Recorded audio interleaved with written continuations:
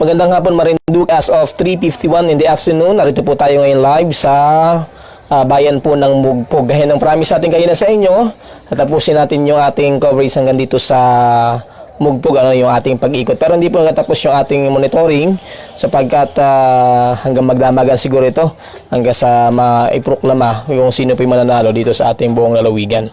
Ma'am Cathy Pilar, thank you for watching at narito po tayo ngayon upang patuloy pong i-monitor yung mga kalagayan po ngayon. Dito po, papakita natin sa inyo,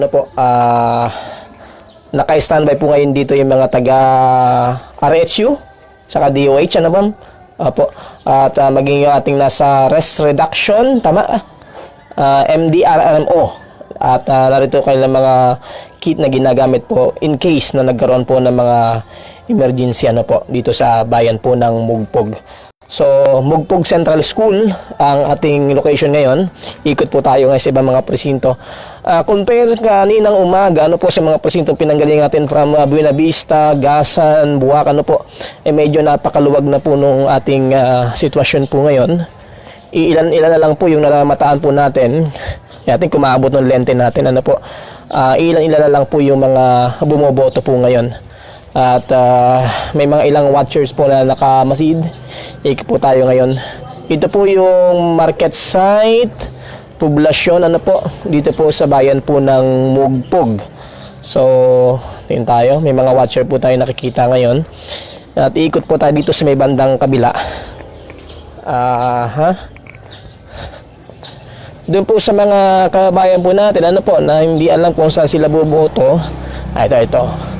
Sama natin yung taga-fire kasi sila din yung immediate na respondent pagdating po doon sa mga emergency. Kasama po yung taga-DOH. Kanina po na-interview natin yung taga-DOH doon po sa bayan po ng Buwak. Ngayon naman ito naman sa Mugpog si Ma'am. Ma'am, sa DOH provincial ka ba? Oo. Hawak yung mic. Interviewin ka natin. Oo. Pag nang mahiya, Ma'am, kasi napakahalaga na papel po nito mga taga-DOH. Kasi kanina, sa Mugpog, may mga case na talagang nahilo. Dito ba sa inyo, ma'am, meron ba tayong sa Mugpog case? po? Doon sa Buwak, ma'am? Sa Buwak. Sa Buwak. Dito ba, meron na kayong ganun? Fortunately, wala po. Opo. May nagpa-BP po, pero just for the sake of malaman lang po niya yung BP. Tapos isang tao lang siya. Opo. Wala naman tayong itala na mga mas tumaas pa yung BP? Wala naman. Wala po. Opo. Fortunately.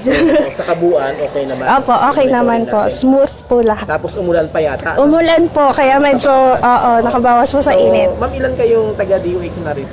At sino ba kasama? Dalawa po kaming taga-DOH. Yung isa po ay nasa Balanacan na Central School kasi isa po siya sa malaking precinct din. Marami ding naboto. So, opo.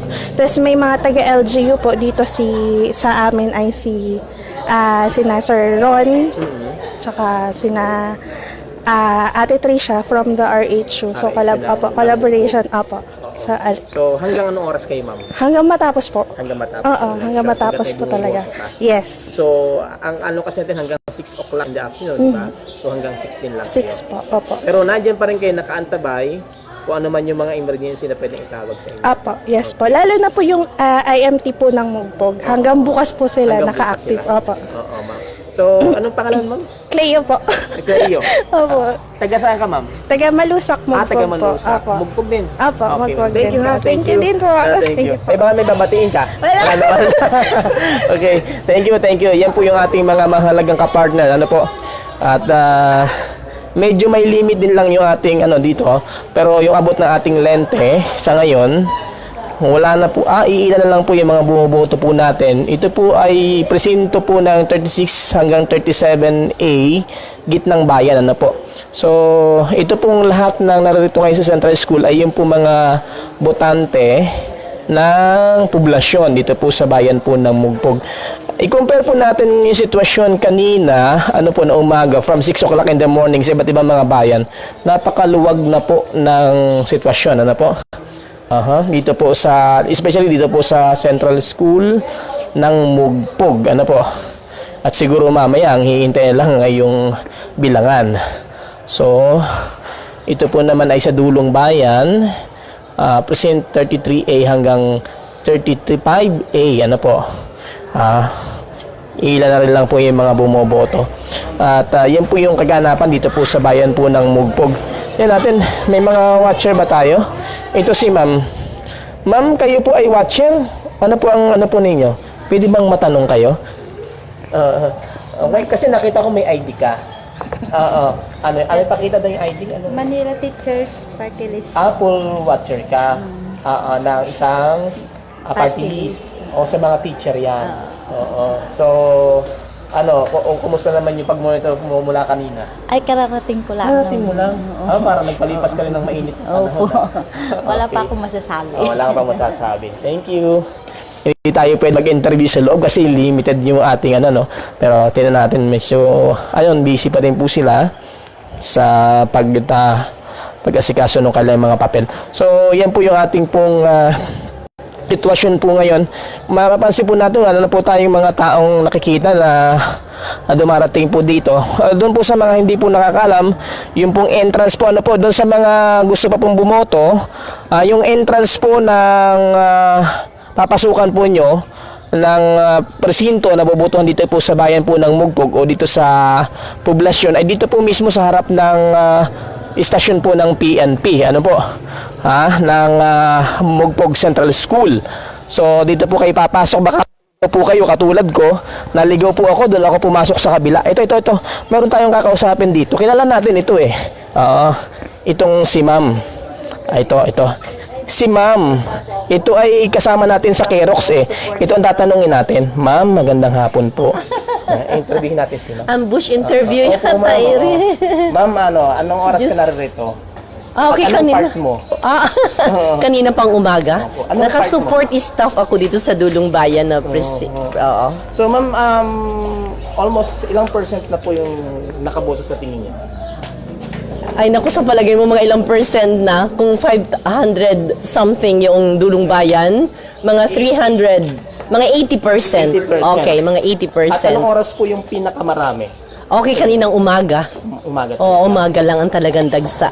Na So wala umaga. naman tayong untoward incidents na may mga nagloko yung ating mga picos, wala namang Ay, ganun. so far wala naman. Minimal lang yung counting error lang na hindi agad kuminsan ay Agad kinakain. kuminsan ay unread, hindi man mabasa. Ay, ano naman. Naaayos naman. Oo. Wala naman yung mga kinain so far yung balota. Opo, okay naman lahat. Okay So, naman. ma'am, ano nga ang pangalan para alam ng ating mga netizen? Buong pangalan. Conchita Leico. Okay, si Ma'am Conchita Leico. Siya po ay nag-a-assist din po dito sa Dulong Bayan, ang presentong kanya pong hinawakan. Thank you, ma'am. Thank you po. At yan po yung ating sabi ni Leticia Milaya, hello sa mga taga-Katubugan from Melbourne. At si Elena Grimaldo Ortega, musta po kayong lahat diyan? Aris Monliol watching from Abha. Okay. Siguro tutungo din po tayo dito sa pinakamalapit na presinto ng ating PNP upang ating i-monitor din yung sitwasyon. May tao ba dito? Ayan, wala tayong nakikitang dito. Siguro kasi nakakalat din ngayon yung ating kapulisan dito po sa Mugpog Station. So, sino bang ating makausap dito? Si Sir. Si Sir ay Army. Army ang nandito. Sir, meron ba tayong taga-PNP? Meron ba, sir? Sige, sir. Walang tayo ng counting report.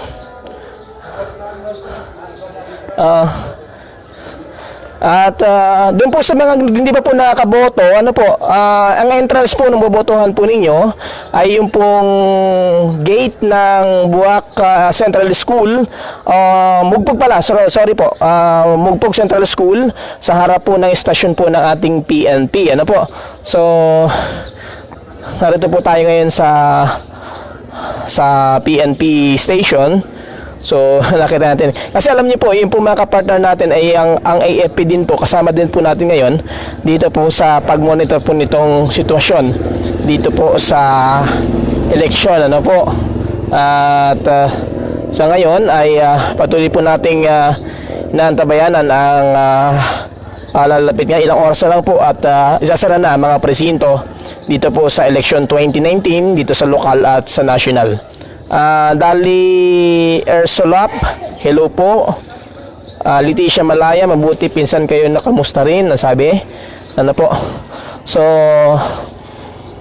nasa kaya ang desk officer natin dito? Wala tayong desk officer? AFP, naririto ngayon. So, yun lang po. Walang nagpa-unlock sa atin ngayon na taga PNP. Ano po?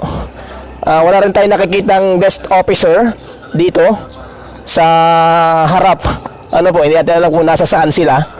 Sa panguna ni Captain Abner Mauzar. Ano po? So, mamaya tayo po ay nasa kampo at interviewin din natin si PD regarding dito sa monitoring nila na election 2019. Ano po? At yan lang siguro. So far, so good naman po yung ating monitoring dito po sa ating pag-ikot dito po sa Mugpog Central School. Okay? At yan lang po yung ating may ulat. Ako po muli yung kabayan ni Adrian Rosales. Nagpapasalamat sa patuloy po niyong pagsubaybay sa ating programa. At mamaya-maya po, tayo po ay tutuon na po sa ating studio upang siguro kalapin naman po yung pong iba pang mga balita at sitwasyon, especially yung bilangan na gagawin po dito po sa ating election 2019. Ano po? Muli po ako po yung kabayan ni Adrian Rosales, nagpapasalamat at nagsasabi magandang hapon sa mga hindi pa bumuboto. May oras na po kayo hanggang alas 6 po tayo ng gabi. Thank you.